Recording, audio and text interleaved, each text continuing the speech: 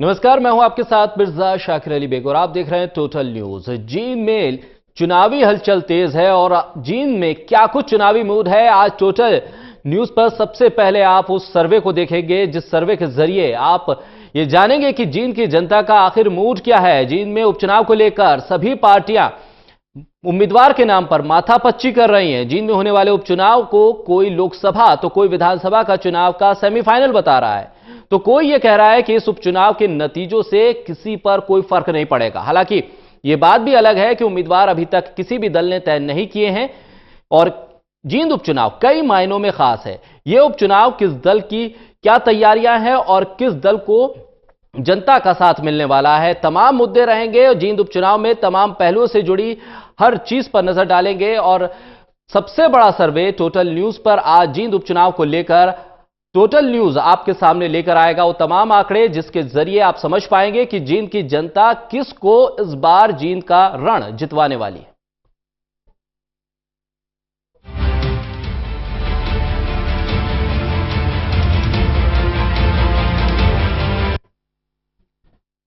तो जींद का क्या मूड है, इस पर जो सर्वे है वो आप तक पहुंचा है। उससे पहले जो पैनल हमारे साथ जुड़ रहा है उसका तारुफ करवा देते हैं। हमारे साथ भारतीय जनता पार्टी की तरफ से हुकुम सिंह भाटी साहब हमारे साथ इस चर्चा में हमारे साथ जुड़ रहे हैं। वहीं कांग्रेस की तरफ से केवल ढींगरा साहब और जननायक जनता पार्टी की तरफ से मनदीप विश्नोई, तो इंडियन नेशनल लोकदल की तरफ से सुभाष चंद्र कुंडू जी हमारे साथ हैं और वहीं वरिष्ठ पत्रकार वीरेंद्र सोनी जी हमारे साथ जुड़े हुए हैं। तमाम मेहमानों के साथ इस सर्वे को लेकर हम चर्चा करेंगे, एक एक करके सर्वे के जो आंकड़े हैं वो आपके सामने लेकर आएंगे। लेकिन उससे पहले एक रिपोर्ट देख लेते हैं जिसके जरिए आप समझ पाएंगे कि आखिर जींद उपचुनाव को लेकर किस तरह की सरगर्मियां हैं, किस तरह से यह सर्वे किया गया और क्या कुछ जो नतीजे हैं वो किस तरह से तमाम पार्टियों पर असर डालेंगे। लेकिन टोटल न्यूज ने सियासी तमाम कयासों को दूर रखते हुए जनता के पास जाकर जमीनी हकीकत टटोलने की कोशिश की ताकि आप तक जनता की राय पहुंच सके। टोटल न्यूज ने कैसे यह सर्वे किया, किस तरह से आंकड़े जुटाए, देखिए इस रिपोर्ट में। चुनावी साल है और चुनाव की रणनीति में हर पार्टी अपने अपने कार्यकर्ताओं में जोश भर रही है। लेकिन बात की जाए हरियाणा की तो हरियाणा में चुनावी उठापटक जारी है जिसकी वजह बनी है जींद उपचुनाव। निर्वाचन आयोग ने जींद विधानसभा निर्वाचन क्षेत्र के लिए उपचुनाव का कार्यक्रम जारी कर दिया है। यहां मतदान 28 जनवरी को होगा। नामांकन की अंतिम तारीख 10 जनवरी रखी गई है, जबकि नामांकन की जांच 11 जनवरी को होगी। लेकिन उससे पहले टोटल न्यूज आप सभी को जींद की जनता की राय बताने के लिए तैयार है। जी हां, टोटल न्यूज की टीम हरियाणा के गांव और शहरों के अलावा अलग अलग इलाकों में लोगों की राय जानने के लिए पहुंची कि आखिर जींद की जनता जींद उपचुनाव में किस पार्टी को या यूं कहें कि किस उम्मीदवार को जीतते हुए देखना चाहती है। चलिए एक नजर डालते हैं टोटल न्यूज के सर्वे पर। आपको बता दें कि जींद में कुल 1,69,210 वोटर हैं। यानी अगर जींद में एवरेज वोटिंग 72% होती है तो टोटल वोट 1,21,831 डाले जाएंगे। सर्वे में एक बड़े सैंपल साइज की अगर बात की जाए तो 911 सर्वे साइज हमने लिया। गांव और शहर की कॉलोनियों दोनों जगह से सैंपल लिए गए।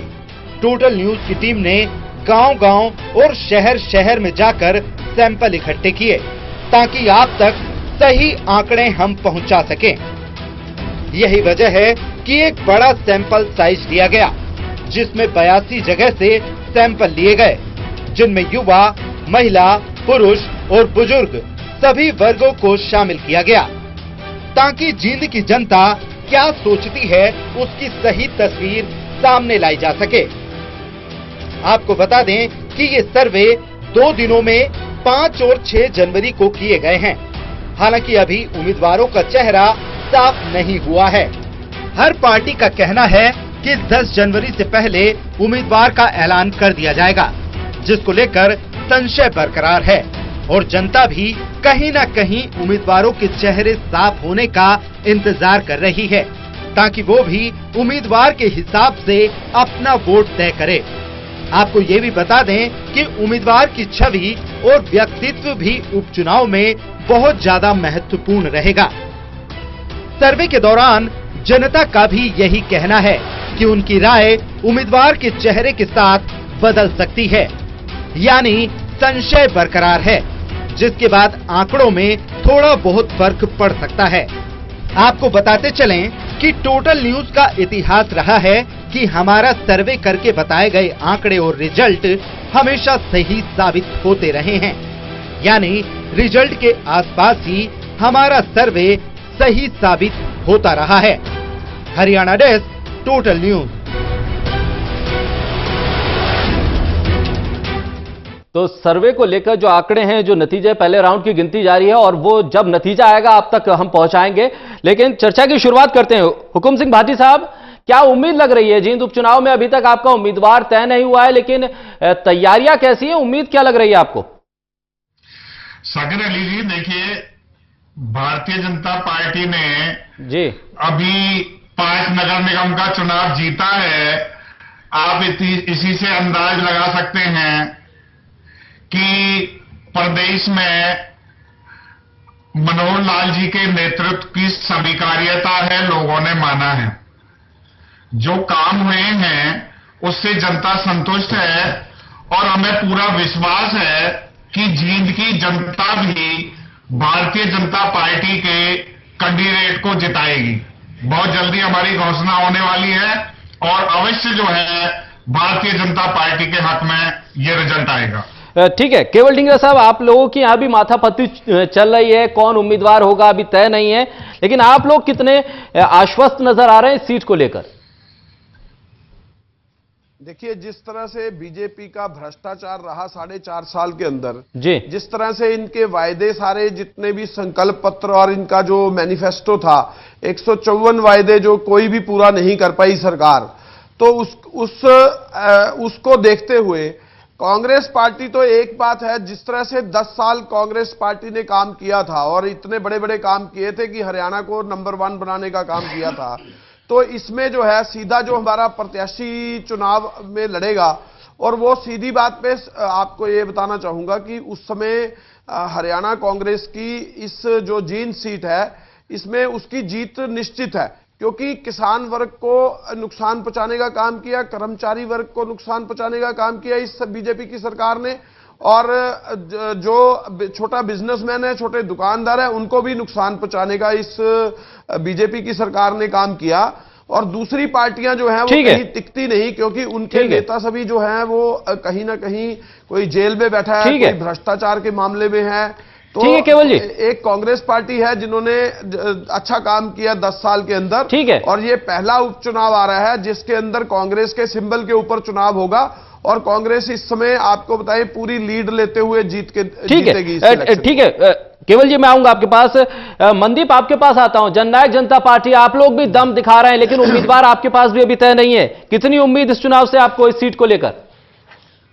देखिए, जहां तक आप उम्मीदवार की बात कर रहे हैं, तो उम्मीदवार तो अभी 3 दिन शेष है नॉमिनेशन फाइलिंग के, ठीक है, और आदरणीय डॉक्टर अजय सिंह जी चौटाला और दुष्यंत जी कह चुके हैं कि कल की तारीख के अंदर उम्मीदवार का नाम सामने आ जाएगा, और निश्चित तौर पर जींद की ऐतिहासिक धरती जो जननायक चौधरी देवीलाल की संघर्ष स्थली रही है, और वहां की जनता हमेशा उनकी अनुयायी, उनकी फॉलोवर रही है, और उनके परछाई के रूप में सांसद दुष्यंत चौटाला जी को वो देख रहे हैं, तो निश्चित तौर पर जननायक जनता पार्टी वहां से विजय प्राप्त करेगी। अभी हुकम सिंह जी भाटी कह रहे थे कि 5 नगर निगमों का जिक्र कर रहे थे। मैं बता दूं कि नगर निगम में एक तो जनता के पास विकल्प नहीं था, क्योंकि कांग्रेस की जूतम पैजार जग जाहिर है, इंडियन नेशनल लोकदल और बसपा गठबंधन को भी नकार दिया, बची भारतीय जनता पार्टी, लेकिन फिर भी लोकल मुद्दे वहां पर हावी रहते हैं। अब जिक्र आता है जींद की धरती का। जींद के अंदर इतनी गलियां टूटी हुई, सड़कें टूटी हुई है, विकास की ईंट नहीं लगी, और ये तो उनकी हरिचंद जी मिड्डा ने अपने, ठीक है मनदीप, मैं आपके पास आऊंगा। मैं अपने दर्शकों को ही बता दूं, आप लोगों को ही बता दूं, टोटल न्यूज के सर्वे का जो पहला राउंड है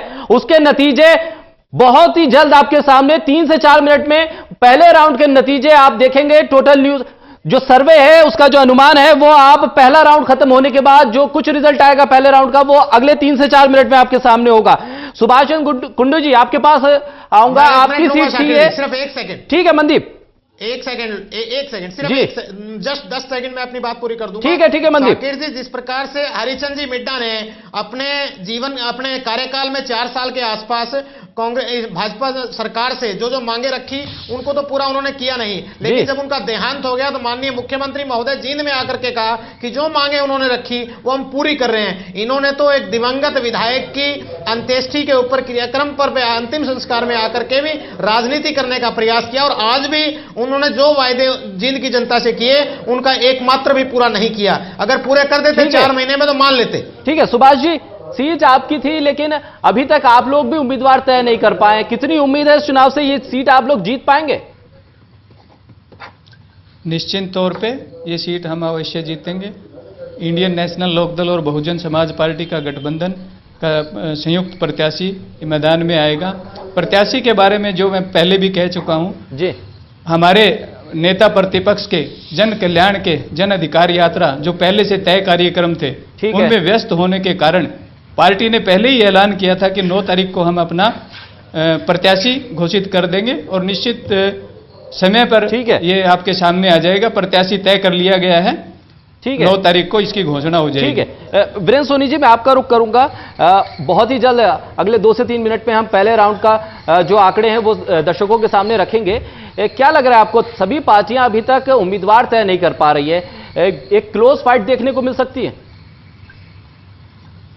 सोनी जी ठीक है वीरेंद्र सोनी जी के पास जाएंगे और तमाम लोगों से राय लेंगे और जो टोटल न्यूज का सर्वे है उसके पहले राउंड के जो आंकड़े हैं वो बहुत जल्द अब आप लोगों के सामने आने वाले हैं, क्योंकि ये जींद उपचुनाव एक बड़ी जंग की तैयारी है विधानसभा लोकसभा चुनाव को सामने रखते हुए, और पहले राउंड के जो आंकड़े हैं वो अब दर्शकों के सामने हम रख रहे हैं। भारतीय जनता पार्टी चुनाव सर्वे के पहले राउंड में हरियाणा की नई सियासी पार्टी यानी जननायक जनता पार्टी को बढ़त मिलती हुई दिख रही है। जींद उपचुनाव सर्वे के पहले राउंड में बीजेपी को 20,531 वोट मिलते नजर आ रहे हैं, जबकि जननायक जनता पार्टी को 23,125 वोट मिलने की उम्मीद है। वहीं कांग्रेस को 2,081 वोट मिलते नजर आ रहे हैं। इनेलो बीएसपी गठबंधन को पहले राउंड में 1,737 वोट मिलने की उम्मीद है। आम आदमी पार्टी को 155 वोट से संतोष करना पड़ सकता है। लोकतंत्र सुरक्षा पार्टी को 1,208 वोट मिलने की उम्मीद है, तो वहीं नोटा को 1,109 लोग पसंद कर सकते हैं, जबकि अन्य को 207 वोट पसंद कर सकते हैं।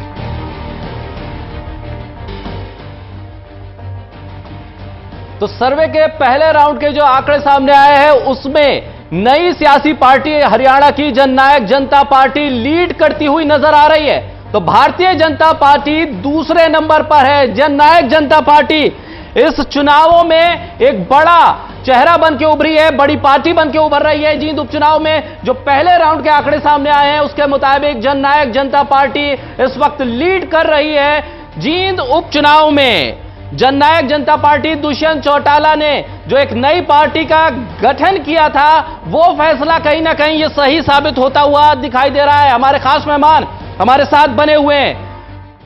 मनदीप, आपका रुख करूंगा। आपकी पार्टी लीड करती हुई फिलहाल पहले राउंड के बाद दिखाई दे रही है।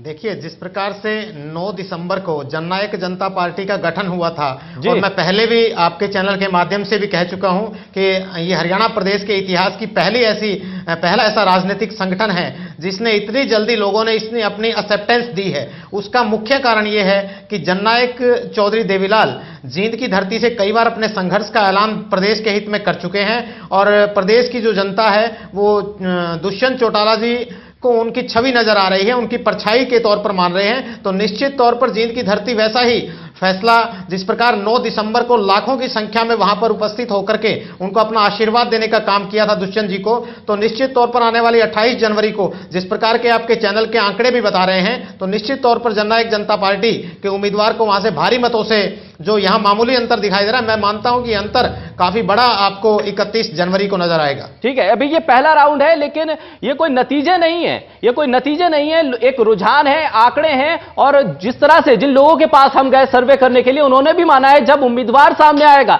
उम्मीदवार का चेहरा सामने आएगा, तो नतीजे कुछ और भी हो सकते हैं, उनका मूड बदल भी सकता है। इसलिए ये कोई फाइनल आंकड़े नहीं है, लेकिन एक रुझान है। जननायक जनता पार्टी के लिए एक बेहतर आंकड़े हो सकते हैं। मैं जिस तरह से ये आगे तमाम चीजें चल रही हैं, हुकुम सिंह भाटी साहब, मैं आपका रुख करूंगा। दूसरे नंबर पे आप इस वक्त पहले राउंड के बाद दिखाई दे रहे हैं, आपका दावा यह है कि जीत आपकी होगी। देखिए, ये जो अभी आपने जो सर्वे का वो आंकड़ा दिखाया है जी, वैसे तो ये प्रारंभिक रुझान है अभी, इसलिए आप भी कुछ नहीं कह सकते। बिल्कुल। लेकिन वहां पर मैं बता देना चाहता हूं कि जींद में वो अभी ये मनदीप कह रहे थे कि काम नहीं हुआ, वहां नगर जो परिषद है उसके चेयरपर्सन हमारी भारतीय जनता पार्टी की हैं, अपने जवाहर सिंह है, उनकी धर्मपत्नी वहां की चेयरपर्सन है, और वहां पर बहुत सारे काम डेवलपमेंट के हुए हैं। ठीक है। उसके अलावा जो काम पूरे हरियाणा में हुए हैं, जो सेवाएं डिजिटल हुई हैं, जो मुख्यमंत्री जी का हर जिले में जाना हुआ है, उससे हर जिला लाभान्वित हुआ है, जींद भी लाभान्वित हुआ है। ठीक है। इसलिए ये कहना, क्योंकि कांग्रेस के साथी कह रहे थे कि एजेंडे पर काम नहीं किया, क्योंकि इनको समझ नहीं आता, इनको काम समझ नहीं आता। भ्रष्टाचार आज तक न देश न प्रदेश में एक भी विधायक मुख्यमंत्री पर कोई इल्जाम नहीं लगा। लेकिन क्योंकि कांग्रेस भ्रष्टाचार में डूबी थी, इसलिए इनकी जबान पर केवल और केवल भ्रष्टाचार है और दूसरा नहीं है। ठीक है, आज तक इन्होंने आंकड़ा नहीं दिया है। ठीक है, ठीक है भाटी साहब। निश्चित तौर पर भारतीय जनता पार्टी जी हरियाणा प्रदेश में अभी इस चुनाव में भी, जींद चुनाव में हम निश्चित तौर पर विजयी होंगे और 2019 में भी दोबारा से रिपीट करेंगे। ठीक है, मुझे ब्रेक पे जाना है, लेकिन उससे पहले केवल ढींगरा साहब मैं आपके पास आऊंगा। जो आंकड़े अभी तक हैं, ये कोई नतीजे नहीं है, लेकिन आंकड़े हैं, लोगों का कम से कम कोई रुझान है। कांग्रेस के लिए संतोषजनक नहीं है, कांग्रेस बेहतर करती हुई नहीं दिखाई दे रही है। देखिए, बात यह है कि अभी तक कैंडिडेट डिसाइड नहीं है। बिल्कुल। और जब तक कैंडिडेट डिसाइड नहीं होता तो उसके लिए हम ये भी नहीं कह सकते कि कौन आदमी किस तरह से है। आपके रुझान ग्राउंड रियलिटी पे अगर किसी के बात करने से ले सकते हैं। जिस समय वहां पे कैंडिडेट आएगा उस समय दुष्यंत चौटाला की फोटो नहीं होगी वहां पे, या भारतीय जनता पार्टी की फोटो नहीं होगी। उस समय उस कैंडिडेट के ऊपर जरूर छवि होगी, उस कैंडिडेट की बात जरूर होगी जो ये कहेगा कि मैं ऐसे काम करूंगा, अगर मुझे वोट देते हैं आप तो मैं इस तरीके से काम करूंगा। तो उस समय आंकड़े कुछ और ही होंगे। बिल्कुल बिल्कुल ठीक बात। सर्वे में भी यही बात निकल के सामने आई है कि उम्मीदवारों के जब चेहरे सामने आएंगे तो कुछ और ही आंकड़े सामने आ सकते हैं। मेरे पास ब्रेक का वक्त हो रहा है और ब्रेक के बाद मैं इंडियन नेशनल लोकदल के पास भी आऊंगा, क्योंकि उसने गठबंधन के साथ इस जींद उपचुनाव में उतरने की तैयारी की है। और ऐसे में क्या ये आंकड़े जो अब तक आए हैं उसके लिए संतोषजनक हैं या नहीं। तो जींद उपचुनाव को लेकर टोटल न्यूज का सबसे बड़ा सर्वे आप देख रहे हैं। पहले राउंड के जो रुझान सामने आए उसमें जननायक जनता पार्टी सबसे बड़ी पार्टी बन रही है और आगे चल रही है इस वक्त। लेकिन आईएनएलडी और बहुजन समाज पार्टी गठबंधन कहीं ना कहीं झटका लगा है। सुभाष जी, आप लोगों को तो महज 1737 का जो आंकड़ा आप छूते हुए दिखाई दे रहे हैं। जी बिल्कुल, ये आपका प्रयास है। आप जो भी एग्जिट पोल दिखा रहे हैं ये हकीकत तो है नहीं। बिल्कुल, हकीकत तो आने वाले चुनाव में लोग बताएंगे। और फिर आप जैसा कह रहे हैं कि ये पहला ही राउंड है जी, इसमें भी आखिरी राउंड तक देखेंगे। लेकिन मैं जहां तक एग्जिट पोल का सवाल है जी, आज तक जब प्रत्याशी ही तय नहीं है, लोग उन चीजों का मूड देख के, जो प्रत्याशी मुद्दे उठाएंगे उनको देख के और सुनने के बाद लोग तय करेंगे और निश्चित करेंगे कि किसको वोट देना है, किसके लिए वोट करना है, किस पार्टी को जितवाना है। ठीक है, तो जब चुनाव की रणभेरी सजेगी जी, आदान प्रदान होगा मुद्दों का जी, एक दूसरे आरोप प्रत्यारोप भी होंगे, तो उस समय लोगों को तय करने का मौका मिलेगा और वो असली एग्जिट पोल होगा जो 28 तारीख को जनता मतदान के माध्यम से तय करेगी उसके बाद आप कह सकते हैं कि कोई एग्जिट पोल होगा। ठीक है, वीरेंद्र सोनी जी, मैं आपका रुख करूंगा। पहला राउंड जो उसके रुझान आ रहे हैं, जननायक जनता पार्टी लीड करती हुई दिखाई दे रही है, क्या कुछ कहेंगे आप? और यह भी मैं साफ कर दूं कि अभी तक जो सर्वे के दौरान हमने जिन लोगों से बात की, उनका कहना यह था कि उम्मीदवार जब सामने आएगा तो उनका मन बदल भी सकता है। ये बात निश्चित है, अभी उम्मीदवार तय नहीं हुए हैं, चेहरा देखकर ही करें, लेकिन 50% सफलता तो इसी से मानी जा सकती है। ये 50% मापदंड है जी। राजनीतिक दल जब उम्मीदवार दलों की ये मजबूरी भी, प्रवक्ताओं की मजबूरी हो सकती है अपने दलों के स्टैंड को स्पष्ट करना, और उस पर वो कायम भी रहते हैं। लेकिन इससे जो आपका पहला रुझान है, पहले दौर का रुझान है, वो बहुत कुछ हकीकत बयां करता है, और इससे स्पष्ट दिखाई देता है कि जननायक जनता पार्टी का कहीं ना कहीं एज है, उसकी संघर्षशील छवि को लोग पसंद कर रहे हैं। ये बात कहीं ना कहीं अवश्य दिखाई दे रही है। आगे चलकर क्या होगा, उम्मीदवार घोषित होंगे तब क्या होगा, लेकिन अभी आधा मन जो दिखाई दे रहा है उसकी साफ एक स्पष्ट झलक दिखाई दे रही है। मैं आपके पहले राउंड से बिल्कुल सहमति रखता हूं, और ये जनता की आवाज है, इसको आप उपेक्षा नहीं कर सकते। प्रवक्ताओं की मजबूरी हो सकती है, लेकिन जनता की जो आवाज है उसका कहीं ना कहीं रुझान स्पष्ट दिखाई दे रहा है, और मुझे भी इसके साथ पूरी सहमति लगती है। आपके सर्वे से मुझे पूरी सहमति लगती है। अभी आप फाइनल नहीं है, लेकिन ये प्रारंभिक रुझान है, उसमें स्पष्ट दिखाई दे रहा है। बिल्कुल। वीरेंद्र सोनी जी, आपको नहीं लगता कि इससे आईएनएलडी को नुकसान काफी हो गया, जननायक जनता पार्टी के बनने से, उभरने से? बिल्कुल नुकसान हुआ है, बिल्कुल लोगों में इस बात को चर्चा है, कार्यकर्ताओं में निराशा है। लोग स्पष्ट कह रहे हैं, अगर इनेलो एकजुट और संगठित होती तो आज चौधरी देवीलाल जी और चौटाला जी के सपनों को साकार किया जाता। ये पार्टी सत्ता में आने वाली थी, अगर सत्ता में नहीं आ रही तो इन्होंने अपना खेल खुद ही खराब किया है, उसके लिए नेता लोग खुद ही दोषी हैं। ठीक है, और इस बीच में आपको बता दूं, दूसरे राउंड की गिनती भी हो गई है, और उस दूसरे राउंड के जो रुझान है वो अब दर्शकों के सामने टोटल न्यूज रखने जा रहा है। क्या है जींद का मूड? जींद उपचुनाव सर्वे के दूसरे राउंड के बाद बीजेपी आगे निकलती दिख रही है। जींद उपचुनाव सर्वे के दूसरे राउंड में अब तक बीजेपी को 39,901 वोट मिलते नजर आ रहे हैं, जबकि जननायक जनता पार्टी को 35,000।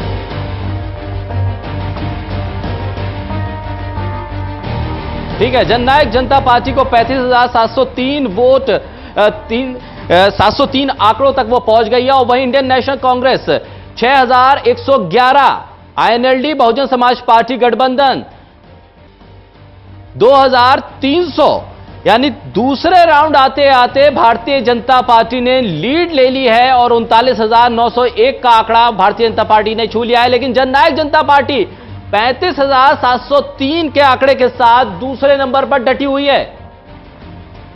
आम आदमी पार्टी को 342, एलएसपी को 2,305, और नोटा के हिस्से में 1,807, और अदर्स को 506। और ये जो आंकड़ा दूसरे राउंड के बाद आया है, उससे भारतीय जनता पार्टी काफी आगे निकलती हुई अब दिखाई दे रही है। हमारे साथ खास मेहमान बने हुए हैं हुकुम सिंह भाटी साहब, आपका रुख करूंगा। दूसरे राउंड के बाद आप लोगों ने लीड ले ली है। देखिए, चलिए, ये तो आपका सर्वे है और जनता जनार्दन से आपने पूछा है जी, लेकिन मैं तो देखिए, मैं कुछ आंकड़ों के आधार पर ये बात कहना चाहूंगा कि आज लोगों की स्वीकार्यता इस बात में है कि हरियाणा प्रदेश में जो काम पिछले 40 और 50 साल से नहीं हुए, वो काम हुए हैं। दूसरी बात, एक व्यवस्था परिवर्तन का काम किया है। हम ये नहीं कहते कि हमने 100% कोई ठीक कर दिया, लेकिन हमने एक बेहतरीन शुरुआत की है, और उसके परिणाम आने शुरू हो गए हैं, जिसको जनता ने स्वीकारा है। उसका ये रिजल्ट है कि 5 नगर निगम के चुनाव हम लोगों ने जीते हैं, और जींद का चुनाव भी भारतीय जनता पार्टी अवश्य जीतेगी। मैं भी थोड़ा सा इस बात से सहमत हूं कि कैंडिडेट का चेहरा का भी एक उसमें थोड़ा सा एक जरूर योगदान होता है, लेकिन भारतीय जनता पार्टी हमेशा मुद्दों पर चुनाव लड़ती है, और वो चुनाव हम लड़ेंगे और अवश्य जीतेंगे। ठीक है, सर्वे का तीसरा और आखिरी राउंड भी अभी दर्शकों के सामने आएगा, लेकिन एक बात और है, अगर गलत चेहरा, गलत उम्मीदवार पार्टियों ने चुन लिया तो नतीजे कुछ के कुछ हो जाएंगे, क्योंकि जींद का जो चुनाव है वो खासा अहम होने जा रहा है। रुक करूंगा मनदीप आपका। दूसरे नंबर पर अब इस वक्त आप दिखाई दे रहे हैं, लेकिन जिस तरह से आप लोगों ने नई पार्टी के साथ मतदाताओं के बीच जाकर एक पहचान बनाई है, अभी आपका सिंबल भी नहीं है लेकिन तब भी लोग आपको पसंद कर रहे हैं। बिल्कुल शाकिर जी, जननायक चौधरी देवीलाल की छवि सांसद दुष्यंत जी में जींद के लोग महसूस करते हैं। और अभी भाटी साहब कह रहे थे कि हम मुद्दों पर चुनाव लड़ते हैं। इनके मुद्दे नगर निगम चुनाव में लोगों ने देख लिए कि किस प्रकार के मुद्दे थे। आखिरी का जो चुनावी दौर था लगभग 5 या 7 दिन पहले, इन्होंने मुद्दों को भुला करके जाति पाति के विज्ञापन देने स्टार्ट कर दिए, और जब कुछ लोगों ने सोशल मीडिया के ऊपर डालने शुरू किए तो उन पर मुकदमा दर्ज करा दिया। तो इस तरह से जिसकी लाठी उसकी भैंस, किसी की अभिव्यक्ति की स्वतंत्रता को दबाने का एक ताजा उदाहरण अभी नजर आया कि मनु भाकर एक हमारी बड़ी यंगस्टर खिलाड़ी हैं, उसे अनिल विज जी ने एक आधा 2 करोड़ रुपए। ठीक है, ठीक है, केवल ढींगरा साहब मैं आपका रुख करूंगा। कांग्रेस के लिए दूसरे राउंड के बाद भी कुछ बेहतर आंकड़े सामने नहीं आ रहे हैं। आपको क्या लग रहा है, क्या उम्मीदवार जब आप फाइनल कर लेंगे कुछ बेहतर होता हुआ दिखाई देगा? देखिए, बिल्कुल बेहतर होता हुआ तभी भी दिखाई देगा। और दूसरी बात यह है, जितनी भ्रष्टाचार बीजेपी की सरकार में हो रहा है, शायद हम वो लोगों तक नहीं पहुंचा रहे होंगे जो आपका जो आंकड़ा नजर आ रहा है। लेकिन मैं आपको बताना चाहूंगा, ये लोग हमारी बात का जवाब भी नहीं देते। अभी 3.15 एकड़ की गुड़गांव की जमीन जो है वो 2000 करोड़ रुपए की जो है, उसके अंदर जो कीमती जमीन जो है वो इस सरकार ने रिलीज कर दी। आप ये देखिए, वो बिल्डरों को औने पौने दाम में दे दी। तो किस तरह से भ्रष्टाचार ये सरकार कर रही है, ये सारी चीज जो है लोगों तक पहुंचेगी और मैसेज भी जाएंगे कि किस तरह से भ्रष्टाचार कर रहे हैं, नौकरियों के अंदर भी और जमीनों की लूट भी कर रहे हैं और सब तरफ से लूटपाट मचा रखी सरकार ने। ये सारी चीजें पता लगेंगी। माइनिंग घोटाला इतना बड़ा घोटाला है इस प्रदेश के अंदर, वो भी सारी चीज जो है लोगों के बीच में रखेंगे तो ये सारी चीज का पता लगेगा और इनका भंडाफोड़ होगा इस बात के। ठीक है, सुभाष जी आपका रुख करूंगा। आप मुख्य विपक्षी पार्टी हैं विधानसभा में, लेकिन अब आप कांग्रेस से भी कहीं पीछे जाते हुए दिखाई दे रहे हैं। सुभाष जी, देखिए अली साहब, आप जो आंकड़े पेश कर रहे हैं जी, इन पे ठीक, ये आपके एग्जिट पोल हो सकते हैं, लेकिन इन पे आज के दिन भरोसा करना कितना उचित होगा, ये मैं जैसे पहले भी कह चुका हूं। जब पब्लिक के बीच में नुमाइंदे आएंगे, प्रत्याशी आएंगे, वो अपनी अपनी पार्टी का प्रचार करेंगे और बीजेपी और कांग्रेस के भ्रष्टाचार और उनकी कुरीतियों का खुलासा करेंगे, तो तब जनता तय कर पाएगी कहीं ना कहीं कि किसे हमें जिताना है, किसको वोट करना है। आज के आपके रुझान सही हैं।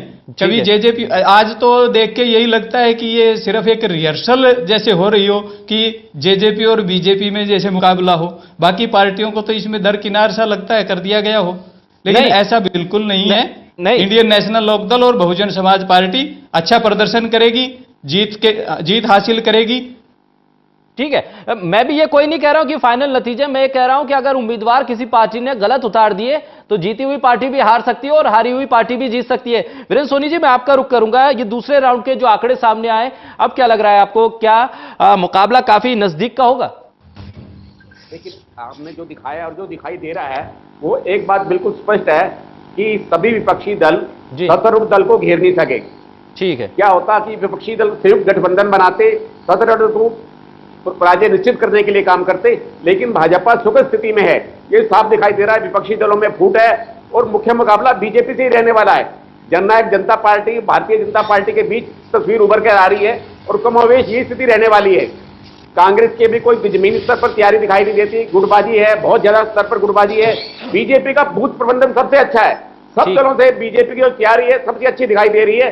बाकी जितने दल हैं उनकी ग्राउंड रियलिटी पे आप देखेंगे तो आपको लगता नहीं कि वो चुनाव के लिए तैयार भी हैं।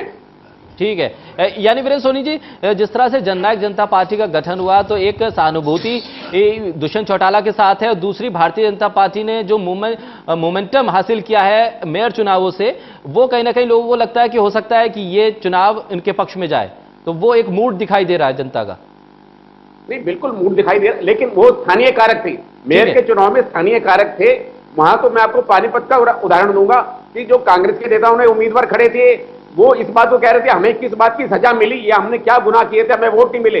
और वहां भारतीय जनता पार्टी को भी ऐसे जन समर्थन की अपेक्षा नहीं थी। भारतीय जनता पार्टी के लोग भी हैरान है कि हमें इतना बड़ा बहुमत कैसे मिल गया। कोई भी नेता ये कल्पना नहीं करता था कि उनकी इतनी भारी जीत होगी। ठीक है, मैं आपका हुकुम सिंह भाटी साहब आपका रुख करूंगा कि जिस तरह से अभी तक आप लोगों के भी उम्मीदवार तय नहीं है और आप लोग एक माहौल बनाने की कोशिश कर रहे थे, बार बार मुख्यमंत्री से लेकर तमाम आपके प्रदेश अध्यक्ष भी यही कह रहे हैं कि हम मेयर चुनाव जीते हैं लिहाजा ये चुनाव भी जीतेंगे, तो वो माहौल आप लोगों ने बना लिया बयानों के जरिए हो या कार्यकर्ताओं के जरिए? सागर अली जी, देखिए ये कोई माहौल बनाने की बात नहीं है और केवल जो है नगर निगम का चुनाव नहीं, वो भी हाँ एक हिस्सा है। इसके अलावा हरियाणा में जो काम हुए हैं, मैंने पहले ही कहा है, सरकार ने जो करके दिखाया है, क्योंकि पहली चाहे कांग्रेस की सरकार हो चाहे इनेलो की सरकार हो, ये लोग भ्रष्टाचार में डूबे रहे।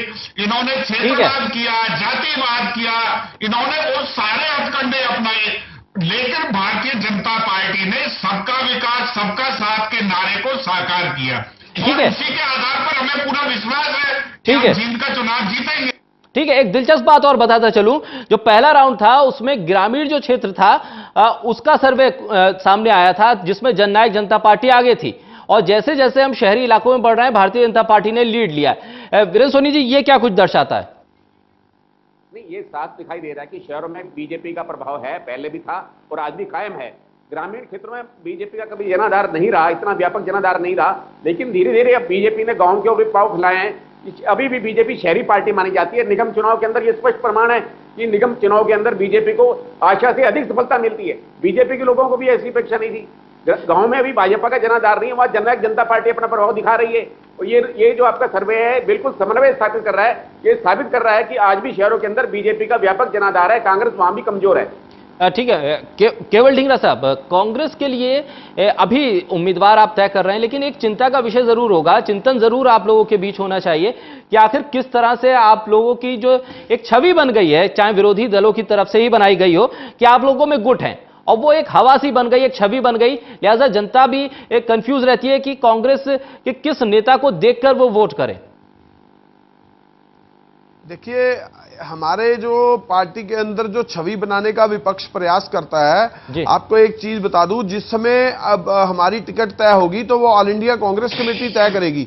और जैसे जैसे एआईसीसी को भी सारी चीजें समक्ष पता लगती हैं तो उस सारी चीज के ऊपर आकलन करता है और ग्रुपबाजी को खत्म करने की बात भी करता है। तो इस ग्रुपबाजी को भी खत्म कर दिया जाएगा और एक ही उसके ऊपर एआईसीसी टिकट फाइनल होगी और उसके ऊपर चुनाव होएगा और सभी लोग इकट्ठे मिलके बीजेपी के जो 4 साल का शासन था उसका इलाके में बात बताने की किया जाएगा। इनके मैनिफेस्टो के वायदे बताने पड़ेंगे, इनके जो है जो इन्होंने किसान को मारा, जो इन्होंने बिजनेसमैन को मारा, जो इन्होंने कर्मचारियों की दुर्दशा की, ये सभी बातें पब्लिक में जाएंगी। उसके बाद स्थिति कुछ और ही होगी। ठीक है, मनदीप आपका रुख करूंगा। जननायक जनता पार्टी ग्रामीण इलाकों में काफी मजबूत नजर आ रही है और वहां से आप लोगों को लीड भी मिली है। क्या लग रहा है कि जिस तरह से दुष्यंत चौटाला ने नई पार्टी बनाई, अजय चौटाला घूम रहे हैं, जगह जगह जा रहे हैं, लोगों से मिल रहे हैं, आप लोगों को जो फायदा है वो मिलता हुआ दिखाई दे रहा है? आप लोगों को उम्मीद थी कि इतना भरोसा लोग आप पे जता पाएंगे? निश्चित तौर पर जननायक जनता पार्टी के गठन से पहले जो 17 नवंबर को जींद की उसी ऐतिहासिक संघर्ष स्थल पर जहां पर चौधरी देवीलाल ने संघर्ष स्टार्ट किया था, प्रारंभ किया था कई बार, वहां पर जब लोगों का हजूम उमड़ा और वहीं ये था कि एक पार्टी का संगठन का गठन किया जाएगा। 9 दिसंबर को लाखों लोगों ने उपस्थित होकर के ऐसा किया। आज भारतीय जनता पार्टी से सरकार लोग कुंठित है, कांग्रेस की तो दाल ही जूतियों में बट रही है, आईएनएलडी बसपा गठबंधन को लोगों ने बिल्कुल नकार दिया है। तो निश्चित तौर पर आने वाला समय जननायक जनता पार्टी है। गांव के लोग ही नहीं बल्कि शहर का जो पढ़ा लिखा तबका है, जो बुद्धिजीवी वर्ग है, छोटा दुकानदार हैं, वो सब के सब जो युवा हैं वो सांसद दुष्यंत जी को मजबूत करने के लिए जननायक जनता पार्टी को वोट देंगे और भारी बहुमत से जींद में एक ऐतिहासिक जीत की शुरुआत की जाएगी। ठीक है, इस बीच आपको बता दूं कि सर्वे की जो काउंटिंग है वो खत्म हो चुकी है, फाइनल नतीजा आ चुका है, लेकिन फाइनल नतीजा दिखाने से पहले हम आपको जो प्रतिशत है, किस पार्टी को कितने प्रतिशत वोट मिलते हुए रुझानों में दिखाई दे रहे हैं, वो आपको सबसे पहले दिखाएंगे। फाइनल नतीजे के लिए थोड़ा सा इंतजार कीजिए, फाइनल नतीजा आ चुका है। मतगणना जो है सर्वे को लेकर वो पूरी हो चुकी है। अब सबसे पहले वोट ऑफ परसेंटेज, जो सर्वे का प्रतिशत है, वो आप लोगों के सामने रखते हैं। क्या है जींद का मूड? अगर वोट प्रतिशत के हिसाब से बात की जाए तो जींद उपचुनाव सर्वे के मुताबिक बीजेपी को सबसे ज्यादा यानी 45.84% वोट मिल सकते हैं, जबकि जननायक जनता पार्टी को 37.29% वोट मिलने की उम्मीद है, जबकि कांग्रेस को 8.44% वोट मिल सकते हैं। इनेलो बीएसपी गठबंधन को 3.07% वोट मिल सकते हैं। आम आदमी पार्टी को 0.37% वोट मिल सकते हैं, जबकि लोकतंत्र सुरक्षा पार्टी को 2.58% वोट मिलने की उम्मीद है। नोटा पर भी 1.81% लोग भरोसा जता सकते हैं, जबकि अन्य पर 0.60% लोग विश्वास कर सकते हैं। तो वोट ऑफ परसेंटेज जो सामने आया उसमें भारतीय जनता पार्टी लीड करती हुई दिखाई दे रही है 45.84% वोटों के साथ। जननायक जनता पार्टी 37.29% के साथ दूसरे नंबर पर है। वहीं कांग्रेस को 8.44% वोट मिल रहा है। आईएनएलडी बहुजन समाज पार्टी गठबंधन महज 3.07% वोट ही हासिल कर पाएगी। ये जिस तरह से सर्वे हुआ है, उस सर्वे में ये आंकड़े सामने आए हैं और उस आंकड़ों के मुताबिक आम आदमी पार्टी भी इस चुनावों में महज 0.37% वोट हासिल कर सकती है। भारतीय जनता पार्टी को 45.84% वोट मिल सकते हैं। तो वहीं आम आदमी पार्टी को 0.37% वोट मिल सकते हैं। आम आदमी पार्टी के लिए एक बड़ा झटका हरियाणा में। तो वहीं एलएसपी को 2.58% वोट मिल सकते हैं। नोटा के खाते में 1.81% वोट जा सकते हैं। तो अदर्स के खाते में 0.60% वोट आ सकते हैं। भारतीय जनता पार्टी सबसे बड़ी पार्टी 45.84% वोट के साथ, जहां जननायक जनता पार्टी दूसरे नंबर पर 37.29% वोटों के साथ। और इसके साथ ही अब आपके सामने किस पार्टी को कितने वोट मिले, फाइनल नतीजे अब आपके सामने। क्या है जींद का मूड? जींद उपचुनाव सर्वे का फाइनल रुझान। जींद उपचुनाव सर्वे के फाइनल रुझान में जींद की जंग बीजेपी जीतती दिख रही है। जींद उपचुनाव के सर्वे में बीजेपी को 55,842 वोट मिलते नजर आ रहे हैं, जबकि जननायक जनता पार्टी को 45,427 वोट मिल सकते हैं, जबकि कांग्रेस को केवल 10,286 वोट मिल सकते हैं। इनेलो बीएसपी गठबंधन को 3,743 वोट मिलने की उम्मीद है। आम आदमी पार्टी को 454 वोट मिलने की उम्मीद है। लोकतंत्र सुरक्षा पार्टी को 3,149 वोट मिलने की उम्मीद है। नोटा पर 2,200 लोग विश्वास कर सकते हैं और अन्य के खाते में 730 वोट जा सकते हैं। तो फाइनल नतीजे आपके सामने। भारतीय जनता पार्टी को 55,842 vote, Bharatiya Janata party lead करती हुई दिखाई दे रही है। इतने वोट मिल सकते हैं। जननायक जनता पार्टी को 45,427 वोट मिल सकते हैं, तो कांग्रेस के खाते में 10,286 वोट जा सकते हैं। लेकिन आईएनएलडी बहुजन समाज पार्टी गठबंधन को 3,743 वोट मिल सकते हैं। तो वहीं भारतीय जनता पार्टी जींद उपचुनावों में 55,842 वोट ले सकती है। तो जननायक जनता पार्टी को 45,427 वोट मिल सकते हैं। कांग्रेस को 10,286 वोट मिल सकते हैं। तो आईएनएलडी बहुजन समाज पार्टी गठबंधन को 3,743 वोट मिल सकते हैं। भारतीय जनता पार्टी 55,842 वोटों के साथ सबसे आगे रह सकती है जींद में। आम आदमी पार्टी को हरियाणा में सबसे बड़ा झटका 454 वोट मात्र। हरियाणा में अरविंद केजरीवाल लगातार दौरे कर रहे हैं और ट्विटर पर वार पलटवार भी चल रहा है उनका, लेकिन 455 वोट महज आम आदमी पार्टी को, तो वहीं आम आदमी पार्टी को 454 वोट, उसके अलावा एलएसपी को 3149 वोट मिल सकते हैं, लेकिन नोटा के खाते में 2200 वोट जा सकते हैं और अदर्स के खाते में 730 वोट। और इसके बाद सीधे हुकुम सिंह भाटी साहब, आपका रुख करूंगा, आपको जीत मिल सकती है, 55,842 वोट मिल सकते हैं। देखिए, मैंने तो ये बात पहले कही थी कि निसंदेह जींद की जो जनता भारतीय जनता पार्टी पर भरोसा करेगी, क्योंकि हरियाणा प्रदेश में जो वातावरण पहले था लूट खसोट वाला, क्षेत्रवाद भाई भतीजावाद वाला, उसको भारतीय जनता पार्टी की सरकार ने खत्म किया है। मनोहर लाल जी ने सबको साथ लिया और उसका प्रभाव जींद में भी देखने को मिलेगा। ठीक है। नगर निगम में भी प्रभाव देखने को मिला। शाकिर अली जी, मैं एक बात और कहना चाहूंगा बहुत जल्दी में, हाँ बहुत जल्दी जी, ठीक है। कह रहे थे कि गांवों में कम वोट मिले हैं, नहीं, आज भारतीय जनता पार्टी गांवों में, शहरों में, हर क्षेत्र में है, क्योंकि समान रूप से विकास किया है। एक विकास का ऐसा बीज बोया है प्रदेश में जो सबको आज अच्छा लग रहा है। चाहे किसान है, मजदूर है, कर्मचारी है, सबके लिए समान तौर पर से। ठीक है भाटी साहब, मनदीप आपका रुख करूंगा। परिणाम 45,427 वोट, आप लोगों ने नई पार्टी बनाई बिना सिंबल के, लोग आपको कहीं ना कहीं मान्यता दे रहे हैं।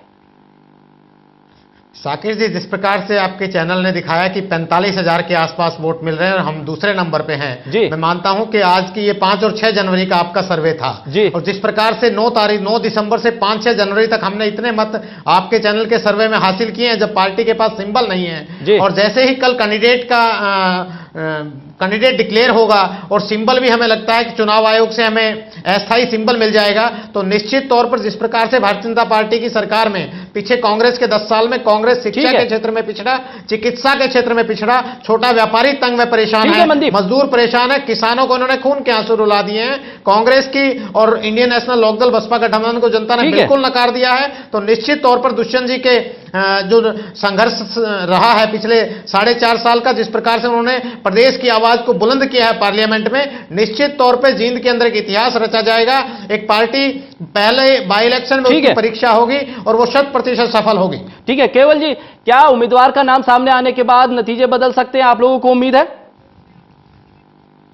देखिए, अगर हम जिस तरह से आपने ये नतीजे दिखाए हैं जी, अब मुझे ऐसा लग रहा है कि समीकरण के हिसाब से नतीजे हैं, लेकिन मैं आपको ये बात बताना चाहता हूं साथ ही साथ, अगर हुड्डा साहब के नेतृत्व में चुनाव लड़ा जाता है तो ये नतीजे जो हैं सीधे पक्ष में नजर कांग्रेस के आते हुए दिखेंगे।